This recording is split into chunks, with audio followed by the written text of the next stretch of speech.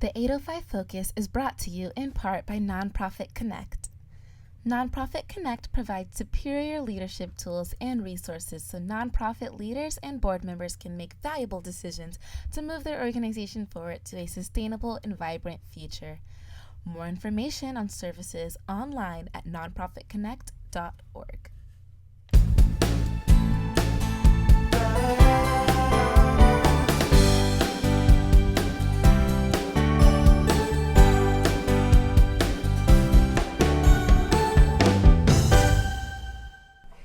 Welcome to 805 Focus. I'm Dr. Cynder Sinclair with Nonprofit Connect, and we will be bringing you the latest on your favorite nonprofits, so get ready to be inspired. Our special guest today is Ismael Ulloa, and Ismael is with the Carpinteria Children's Project. Thank you, Ismael. Thank you for having me, Cynder. I'm so glad you're here. Thank you, it's an honor. I know you folks are doing such good work there with children and families, and so I want to hear all about it, and I know our viewers do too. Fantastic, thank you. Yeah, Carpinteria Children's Project serves the city of Carpinteria, as our name says, and we offer preschool services or programs to our kids there from 18 months to 5 years old. And we also have a family resource center that provides different resources for families. Our main goal is to make sure that our kids are kindergarten ready when they enter kindergarten. And we understand that that takes, supporting the whole family, not just the child in the classroom. So we have a few different arms of the organization that do different work, but overall just really wanting to support our kids and our families. That is great. So a preschool program, how do people find out about it? Our preschool program, you can find out about that on our website. You can also come to our site, which is located at 5201 8th Street in Carpinteria. We have 5 classrooms right now. As I mentioned, we have a classroom for 18-month-olds, 2-year-olds, 3, 4, and 5-year-olds. Gosh. and so how many kids are typically in each one of those rooms? Oh, in each, it varies, but on average about 12 plus kids. Oh gosh. Yeah. That's a nice number. And then for one teacher? We have 2 teachers in each classroom. So we have a master teacher and then we have a teacher's aide, yeah. Do you have a hard time finding teachers? We do. I mean, I think it's kind of a thing with early childhood right now, is just finding preschool teachers, but we've had a dedicated group of teachers that have been with us since the beginning, and we've just added on, I believe, 3 new staff in the last year to help support our early childhood programs. That's good. Yeah. So they come every day, well, Monday through Friday. Yeah, most of them will come Monday through Friday. Some of them have a different schedule. We offer half-day programs and full-day programs, and currently we have about between 75 and 80 students on campus. Gosh, yeah. That is just, and I've seen your site before. It's really nice, oh, very sort of warm and welcoming. Thank you. Yes, it's the former site of the main school in Carpinteria, which was the 3rd elementary school in Carpinteria. And back in 2009, the school district decided they want to do more around kindergarten readiness. Oh. And we stay on the site, but we spun off we used to be part of the district. Now we're our own nonprofit as of 2016. So. Okay, since 2016. Wow, that is great. So I would imagine, since you're your own nonprofit now, you welcome financial donations, among other things. Absolutely, and we're always looking for donations, whether it's monetary. We have our own community pantry and closet, so we're always looking for food donations, clothing donations for all ages, and then we support a lot of parents, new parents, expecting parents. Oh, so that's great. Yeah, any diapers, formula, kids' clothes, blankets, things like that, we will take them gladly. Boy, Carpinteria is pretty lucky to have you guys. Thank you. Yeah, so a family can come there and get any number of things, clothing and food, and care for their kids, and gosh. So, all right, so now let's talk about the resource. Did you say family resources? Family Resource Center. Okay. So in there we do a variety of different things. Right now, one of our big things is our parenting classes. So we have a literacy class, and then we have a nurturing parent class that we teach. We also do intensive case management. So we'll go to parents' houses and we'll meet with them and we'll work with them one-on-one. We also offer, we help people sign up for Medi-Cal and CalFresh for those who are eligible, and just overall, just, you know, help and assistance in general. And then the other fun one that we love is we have a grandparents group that in Carpinteria, they come in and we usually have somebody facilitate, but it's more like a social hour. They have coffee, they have some sort of sweetbread, and get to hang out. Yeah. That is wonderful. Yeah. Gosh, so the families are so well taken care of. I love the idea that you have parenting classes.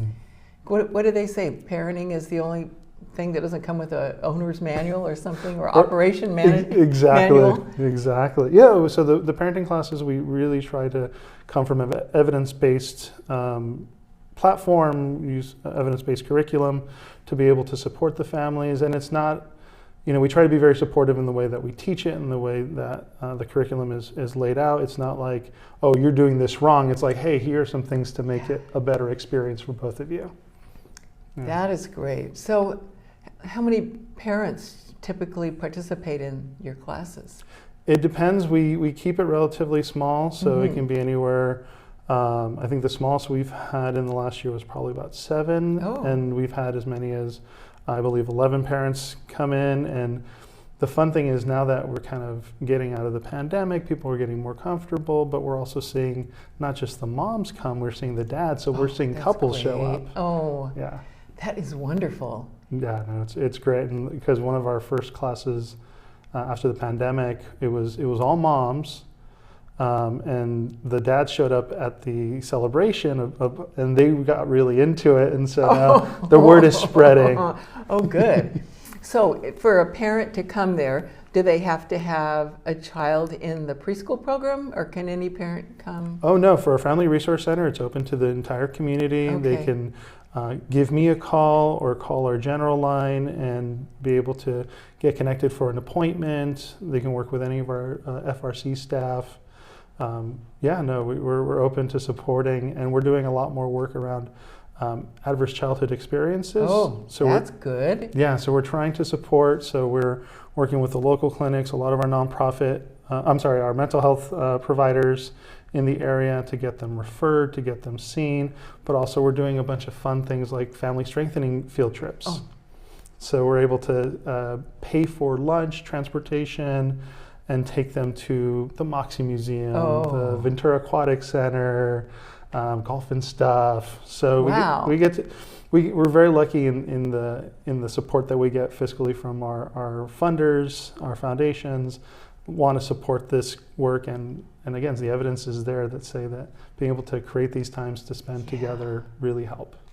That sounds so great, and really a wonderful opportunity for a donor and or a foundation to make a difference in the lives of people at the very beginning. That's going to have a ripple effect over the years. Absolutely. Kindergarten readiness is one of the indicators for literacy and success later on in school, along with reading levels at the 3rd grade. So we're trying to at least cover that kindergarten readiness section. Yeah, that's a great, so important goal, kindergarten readiness. And along with that, we're doing our dual language immersion program throughout the school. So it's a DLI school. We piloted last year, and it was a huge success. Our parents love it.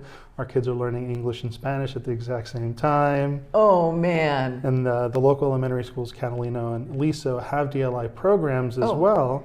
So they can, if they get admitted, they can just transition into that and just continue with their dual language immersion. That's wonderful. Yeah.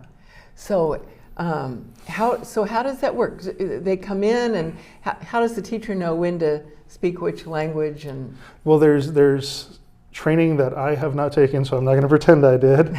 But there's training and curriculum, and they plan just like a teacher in a K-12 program. They have their courses laid out. They have their plans for the day, everything. So they follow the training and are able to adapt to it. So we have spectacular teachers. That's really great. So do you use volunteers? We do. We love our volunteers. Our volunteers are a huge part of what we do. During the pandemic, the Carpinteria Children's Project was the site of the food distribution for the food bank. We had about 500 families at every distribution, and our volunteers were a huge part of that. So we were able to help us package up the food, deliver it. We did it by car, so we'd have drive up food distributions. We've continued those into the present. So every month we have a food distribution at our site, and we average about 100 families every month. And then we have other events and fun things that we get to do.